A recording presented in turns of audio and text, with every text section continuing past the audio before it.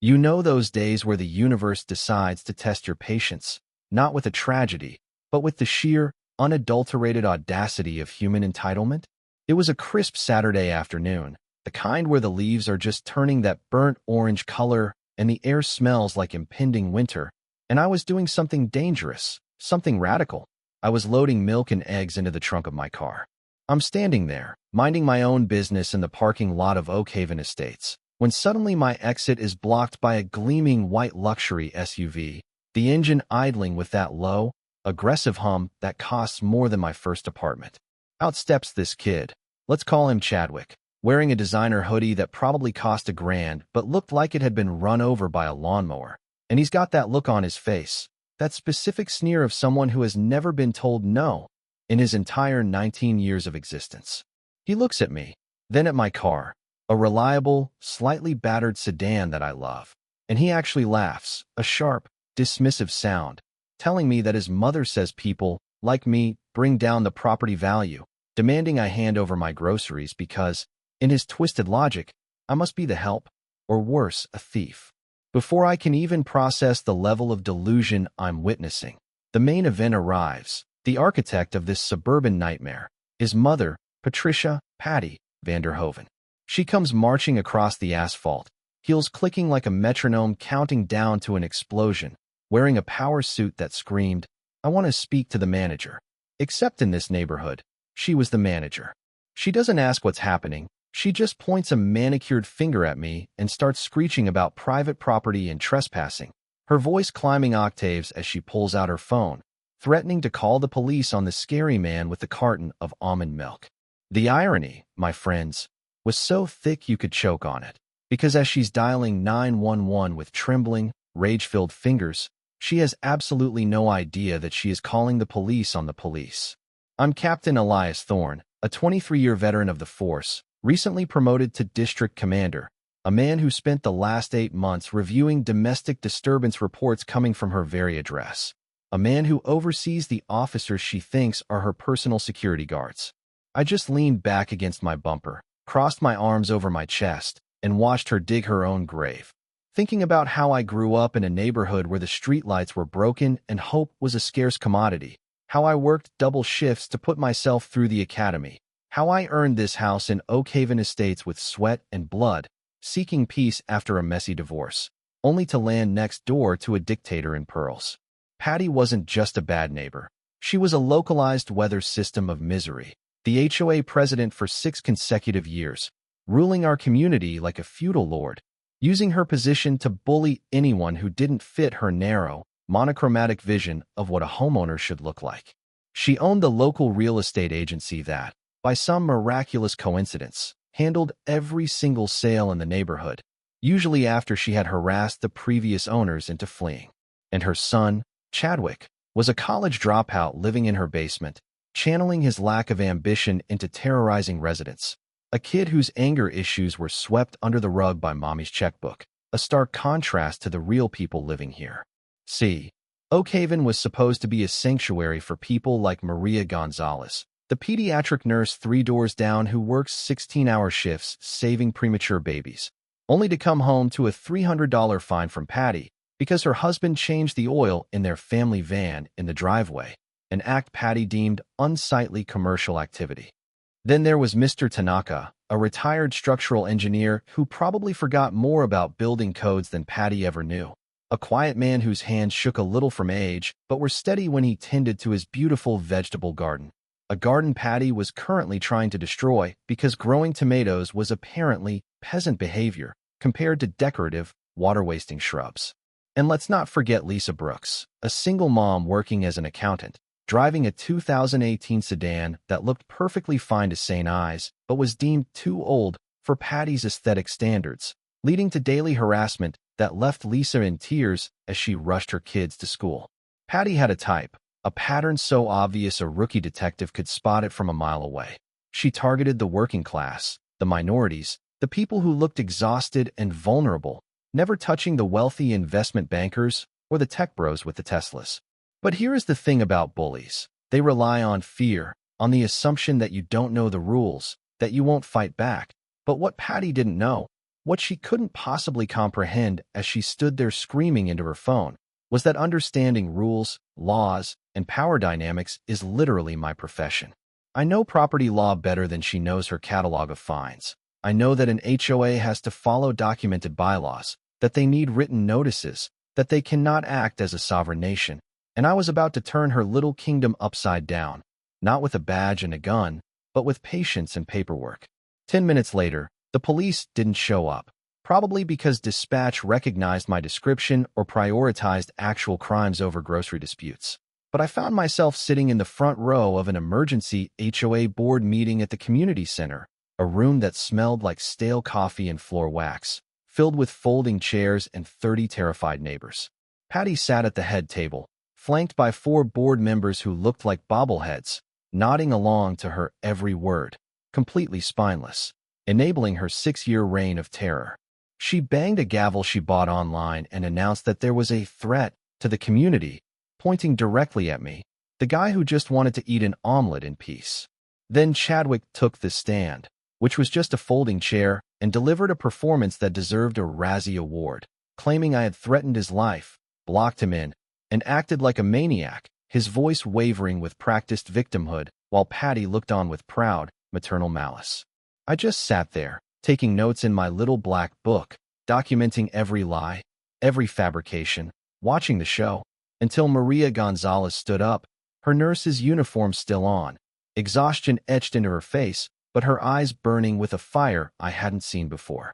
She cut through the silence like a scalpel, telling the room she saw everything from her window, that Chadwick was the aggressor, that I never raised my voice, effectively calling the HOA president's son a liar in front of the entire neighborhood.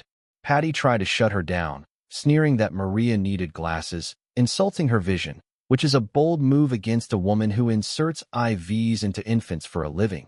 But Maria held her ground, and then Mr. Tanaka stood up, holding a folder, announcing quietly that he had photographs of the incident because he documents everything for historical accuracy, a move that made Patty go pale.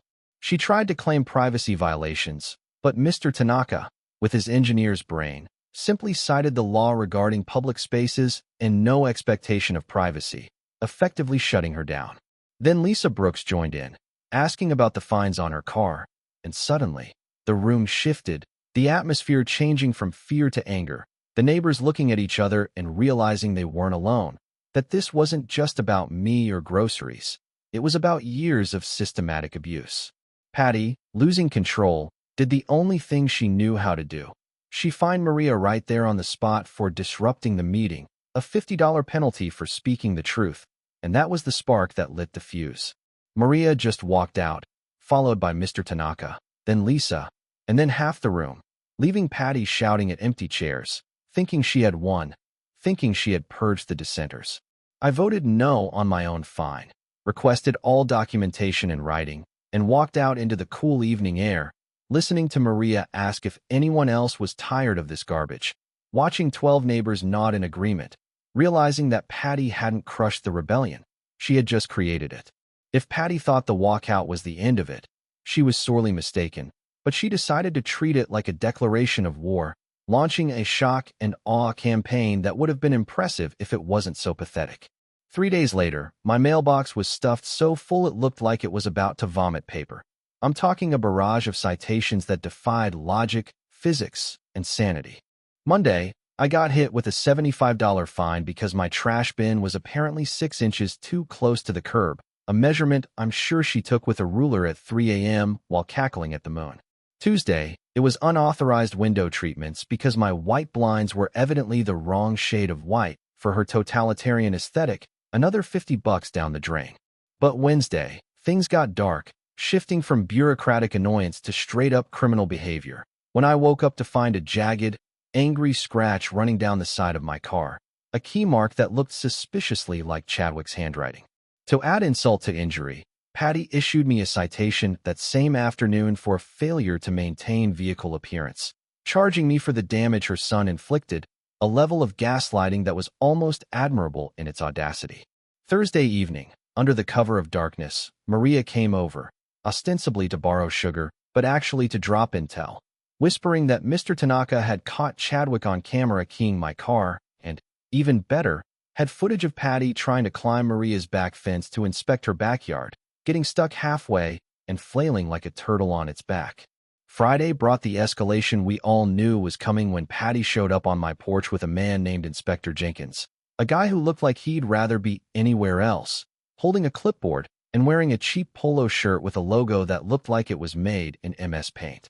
They demanded entry to my home for a compliance inspection, and I just stood in the doorway, blocking their path, politely informing them that HOAs do not have the authority to enter private residences without a warrant, and what they were attempting was called trespassing. Patty turned a shade of purple I've never seen in nature, screaming about obstruction, while Inspector Jenkins, realizing he was about to catch a felony charge, practically sprinted back to his van, leaving Patty hissing threats on my doorstep, while Maria, Mr. Tanaka, and Lisa recorded the entire meltdown from their windows. That weekend, we didn't hide. We organized, gathering in Maria's backyard for a barbecue that was actually a war council, the smell of grilling burgers mixing with the scent of rebellion. I stood there with a beer in one hand and a copy of the state property codes in the other, explaining to these terrified families that they had rights, that due process existed even in Oakhaven estates, and that Patty couldn't just find them into oblivion without proof. We were joined by my friend, attorney David Katz, a sharp-witted lawyer who looked at Patty's fines and laughed until he cried, telling us she was building a federal case against herself, handing us the rope she would eventually use to hang her own career. The turning point came at the tribunal, a kangaroo court Patty set up the following Tuesday to publicly shame us, where she sat behind a table raised on a platform like she was presiding over The Hague, accusing me of fostering discord and being a threat to community cohesion. She actually had a PowerPoint presentation, I kid you not, titled The Thorn Problem, with slides circling the damage on my car that her son caused, trying to paint me as a slumlord in the making. But this time, we were ready. Lisa Brooks stood up, citing specific bylaws proving that vandalism victims have 60 days to repair damage, rendering Patty's fine void. Then Mr. Tanaka dropped the first bomb, producing a binder thick enough to stop a bullet, revealing he had documented 17 separate violations committed by Patty herself during her enforcement rounds, complete with timestamps and photos. Patty tried to silence him, banging her gavel so hard it cracked, screaming that she was the elected president and her word was law. But that's when Lisa, with the cold precision of an accountant, delivered the nuclear strike. She had checked the county records and discovered that the Oakhaven Estates HOA corporate registration had expired 18 months ago. Patty had failed to file the renewal paperwork because it required a financial audit she obviously didn't want to do. The room went dead silent, the kind of silence that happens right after a car crash, as the realization washed over 37 homeowners that for the last year and a half, this woman had zero legal authority to collect a single dime. Patty's face crumbled, her arrogance dissolving into panic as residents started shouting, asking about the money, asking about the fines, realizing they had been robbed in broad daylight. She tried to adjourn the meeting, gathering her papers with shaking hands, fleeing the room like a rat on a sinking ship. But nobody moved, nobody left, and instead of fear, the room was filled with a new, dangerous energy, the hunger for justice. My phone rang the next morning. It was David, sounding like a kid on Christmas morning, telling me that the expired registration was just the tip of the iceberg, the appetizer before the main course. He had spent the night digging through bank records and state filings, and what he found was a criminal enterprise disguised as a neighborhood association. Over $96,000 in illegal fees collected during the expired period, plus another $130,000 in maintenance contracts awarded to a shell company owned by Patty herself. She was drowning in debt, facing foreclosure on her own home, and she had been using the neighborhood as her personal piggy bank to stay afloat, targeting minorities and working-class families to force them out so she could resell their homes and collect the commission. We weren't just dealing with a Karen anymore.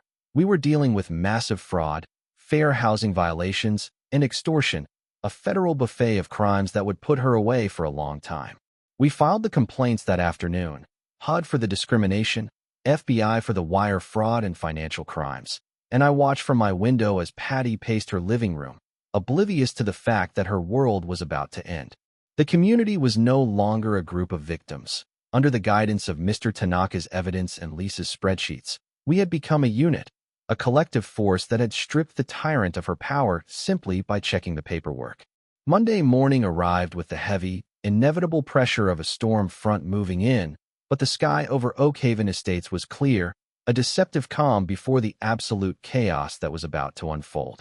I sat on my porch with a mug of black coffee, watching the Van der Hoeven residence, where panic had evidently set in around 4 a.m.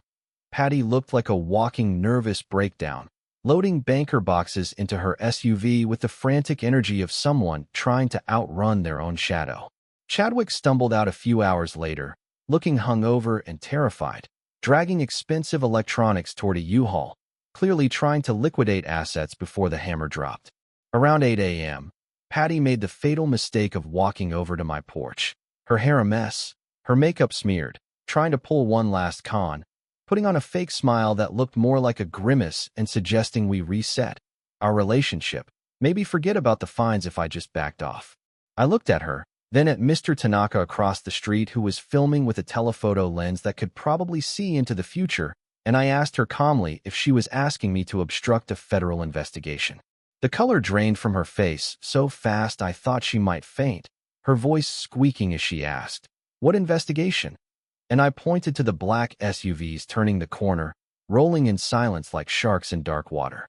It wasn't just the police. It was the FBI, led by Agent Sarah Vance, a woman who looked like she ate fraudsters for breakfast, stepping out of her vehicle with a warrant in hand and a team of agents who moved with surgical precision.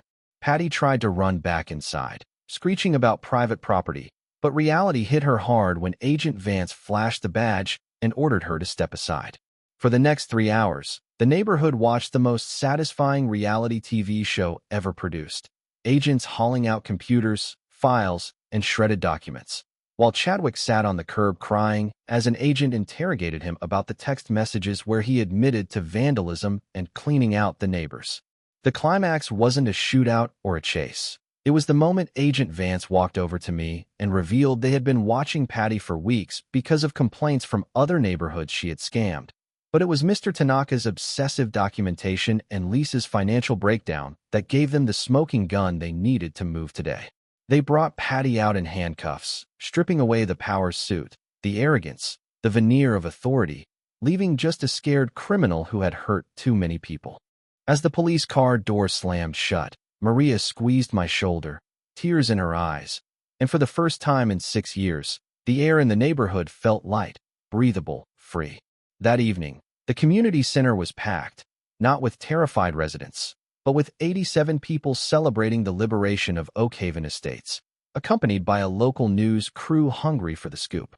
The reporter, Jessica, interviewed Maria and Lisa, painting a picture of resilience. But the moment that broke the internet, the moment that silenced the room, was when she turned the microphone to me and revealed my true identity. The collective gasp when the neighbors realized Patty had called the cops on a police commander was followed by a wave of laughter, a release of tension so pure it felt like healing, realizing the cosmic joke that had played out. We didn't just get revenge, we got justice. Lisa announced that over $200,000 in assets were being seized to pay back the victims, meaning everyone was getting their stolen money back with interest.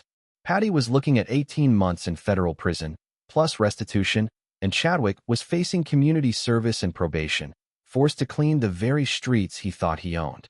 But the real victory wasn't the money or the arrests. It was what happened 3 months later. Oakhaven Estates transformed. Mr. Tanaka's illegal garden is now a community plot feeding half the street. Maria was unanimously elected the new HOA president on a platform of "Leave Everyone Alone," and Lisa teaches financial literacy workshops in the clubhouse. We unveiled a small plaque in the park, not for the villains, but for the community that found its voice, proving that when ordinary people stand together, knowing their rights and refusing to be bullied, they can topple even the most entrenched tyrants. It leaves you wondering, though, doesn't it? How many Patties are out there right now, ruling their little kingdoms with fear, relying on our silence to stay in power? We won because we documented, we organized, and we fought back with the law, but mostly, we won because we realized that a community is stronger than a corporation. Justice isn't just about punishing the bad guys. It's about rebuilding what they tried to destroy. So, who's running your neighborhood? And more importantly, are you ready to take it back?